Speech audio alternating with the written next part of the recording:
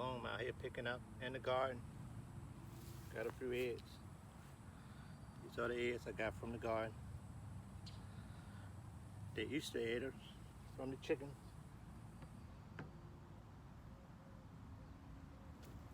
And my orange tree, they ripening too fast. Believe because it's so dry out here, they're just falling off. My okra is doing good. They blooming nice and pretty. I already picked some, but what I'm gonna do, I'm gonna give these a couple more days, and then I have some here and some behind me, and I'll take it and pick in a few more days.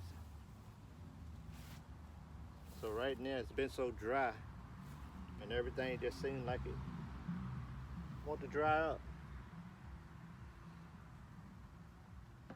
Well, everybody have a great day, and thanks for watching the video.